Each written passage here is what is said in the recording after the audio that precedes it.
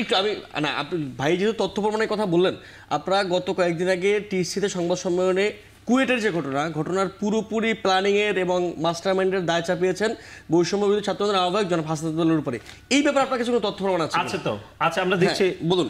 এর বাইরে আমরা ছাত্র শিবিরের বিষয়ে আমরা যেটি মনে করছি যে গতকাল আপনি দেখেছেন আমাদের শহীদ ওয়াসিম যেই কলেজে শিক্ষার্থী ছিলেন চট্টগ্রাম কলেজে, আমাদের ছাত্রদলের নেতৃবৃন্দরা ফরম বিতরণ করতে গিয়েছিল। সেখানে 2 জন ছাত্র শিবিরের কর্মী জনাব রিদওয়ান এবং হানিফ তাদেরকে বাধা দিয়েছে, কিন্তু বলেছে যে সাধারণ শিক্ষার্থী।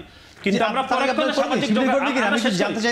আমরা শেষ করি, পরক্ষণে আমরা দেখেছি সামাজিক যোগাযোগ মাধ্যমে তাদের সাথে এই ছবি দেখেছি আমরা, যে ঢাকা বিশ্ববিদ্যালয়ের সর্বশেষ যিনি সভাপতি ছিলেন তার সাথে হাস্যোজ্জ্বল ছবি দেখেছি রিদওয়ান এবং হানিফের, যিনি সাংগঠনিক সফরে গিয়েছিলেন ছাত্র শিবিরের। রিদওয়ান এবং হানিফ তারা কোনো সাধারণ শিক্ষার্থী ছিল না, সবাই ছাত্র শিবিরের কর্মী ছিল।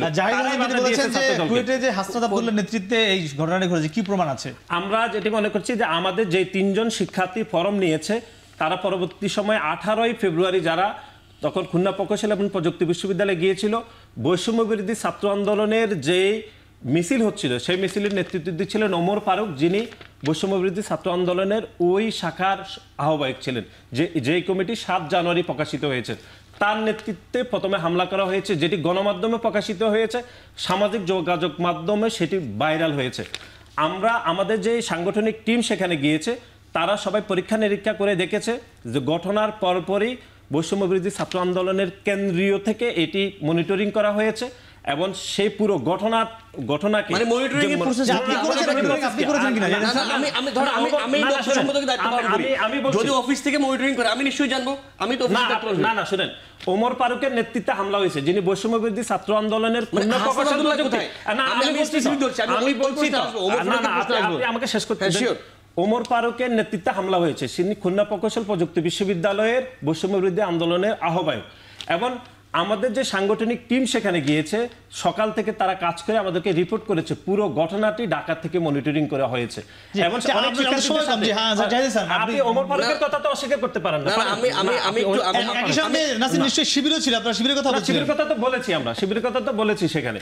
আচ্ছা আমি এটা তো ক্লিয়ার হয়েছে যে মাঝে মাঝে তারা বলছে হাসনাত মনিটরিং করেছে, মাঝে মাঝে বলছে হচ্ছে ওইখানে বৈষম্য বিরোধীর যারা ছিল স্টেট ছিল, আবার শিবিরও ছিল। আমি একটু করেছে শিবিরকে বৈষম্য করেছে না, একটা আরেকটার পরিপূরক তো, মানে একটা বৈষম্য এবং শিবিরকে আলাদা করে দেখছি না, একটা আরেকটার পরিপূরক। এইটাই ট্যাগিং এর রাজনীতি, হোয়াটস হ্যাপেনিং রাইট নাও। আচ্ছা আমি দেখে না আমি একটু এই শেষ কথা শুরু করি, এই যে বলছে বৈষম্য বিরোধী ছাত্রদের এবং শিবির একই বলেছে, এইটাই যেটা এখন ঘটছে। সুতরাং আমরা ওই সংখ্যাটা পাচ্ছি যে বলা হচ্ছে যে ছাত্রলীগের পথে ছাত্ররা হাঁটছে কিনা, সেটা এখনই ঘটছে যখন বলা হচ্ছে বৈষম্য ছাত্রদের এবং ছাত্র শিবির এক অপরের পরিপূরক। আমরা দেখেছি ছাত্র শিবির নাম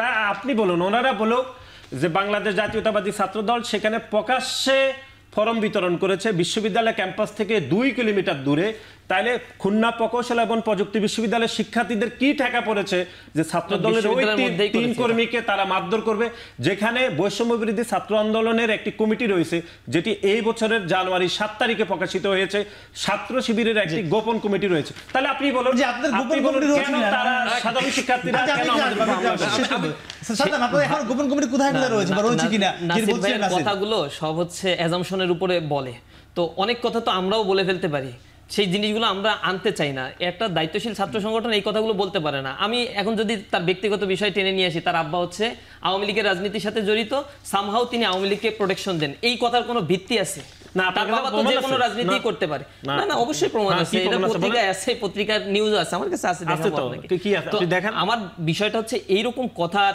চালাচালি দিয়ে তো সমাধান আসে না। আসলে আমার যদি অপরাধ হয় আমি সে অপরাধ স্বীকার করব। কুয়েটে ছাত্র রাজনীতি নিষিদ্ধ হয়েছে এবং এই নিষিদ্ধের ব্যাপারে আমরা বলেছি কোনো ক্যাম্পাসেই ছাত্র রাজনীতি নিষিদ্ধ থাকা উচিত নয়, প্রয়োজনীয় নীতিমালা করে রাজনীতি চলা উচিত। তো যেখানে রাজনীতি নাই, ক্যাম্পাসে ছাত্ররা চাচ্ছে না, সেই জায়গায় আমরা কমিটি তো দেই নাই, ছাত্রদল সেখানে যেমন আপনার আব্বা আওয়ামী লীগের নেতাকে নেয়, আপনি বলছেন প্রমাণ আছে কিনা, তারা অনেক কিছু বলছে, আপনি বলছেন প্রমাণ আছে কিনা। যাই এই যে প্রমাণের পাওয়ার একটি ব্যাপার রয়েছে, এটি কি ট্যাগিং কিনা? আমি একটু জাস্ট দুইটা লাইন বলবো। দুজন ট্যাগ দিল, ছাত্রদল শিবিরকে দিল, শিবির ছাত্রদলকে দিল। আমার প্রশ্নটা ছিল যে আমাদের আহ্বায়ক হাসান আব্দুল্লাহর কুয়েটের ঘটনার ভূমিকা কি? ধরে নেন আমি কিছুক্ষণের জন্য মেনে নিলাম, আমি এই কথা সার্বজনীনভাবে মেনে নিচ্ছি না, যে এই কুয়েটের ঘটনা যা হয়েছে, যে এই অনাকাঙ্ক্ষিত পরিস্থিতি করেছে, পুরোটা দায় কুয়েট বৈষম্য ছাত্র আন্দোলন, এটা আমি মেনে নিলাম কিছুক্ষণের জন্য। কিন্তু ধরুন ওনাকে যখন আমি বললাম, এই ব্যাখ্যাটি চাইলাম যে হাসনাত আব্দুল্লাহ কোথায়, উনি যে ব্যাখ্যা দিলেন একবারও হাসনাত আব্দুল্লাহ নামটি উচ্চারিত হয়নি। তিনি বলছেন ওমর ফারুক, তিনি বলছেন না না, ওই ট্যাগিংটা তো পরে হয়েছে। তিনি বলছেন কি বৈষম্য বিরোধী এবং শিবির দুইটা একেবারে পরিপূরক। আপনাদের ওমর ফারুক যে জড়িত ছিল আপনি একবার ব্যাখ্যা দিয়েছেন।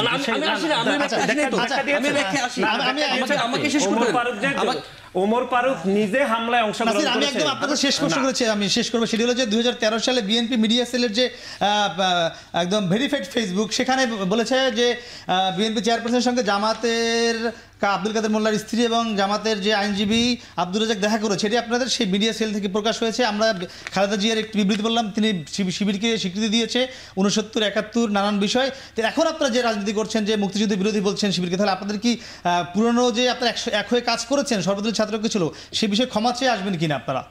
না, শিবিরের সাথে আমাদের আমরা শিবিরের সাথে আমাদের নীতি আদর্শগত পার্থক্য সবসময় ছিল, কিন্তু আমরা মনে করছি যে বিএনপির সাথে জামাতের যে সম্পর্ক সেটি একটি আন্দোলনমুখী সম্পর্ক ছিল।